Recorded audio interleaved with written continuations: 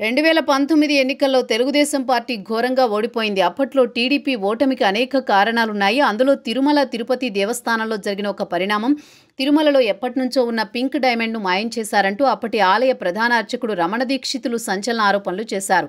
దీంతో అప్పట్లో టీడీపీ ప్రభుత్వం ఇరకాటంలో పడింది.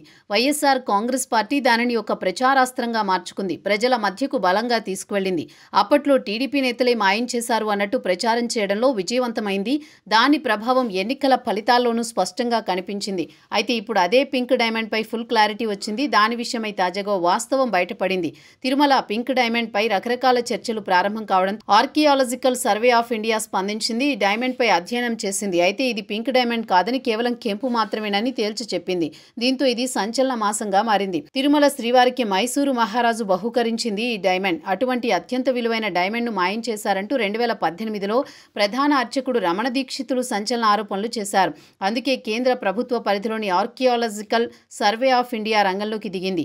దీనిపై లోతైన దర్యాప్తు చేసి దర్యాప్తులో భాగంగా ఇది డైమండ్ కావదని కేవలం కెంపు అని తేల్చింది. ఈ అధ్యయనం వివరాలను సంబంధిత ఆర్కియాలజికల్ డైరెక్టర్ మునిరత్నం రెడ్డి బయటపెట్టారు. తాము అధ్యయనం చేసిన ప్రకారం ఇది పింక్ డైమండ్ కాదని ప్రకటించారు. పింక్ డైమండ్ గా భావిస్తున్న ఈ కెంపును 1945 జనవరి 9న అప్పటి మైసూర్ మహారాజు జయచాయ రాజేంద్ర వడియార్ ఇచ్చినట్లు గుర్తించారు.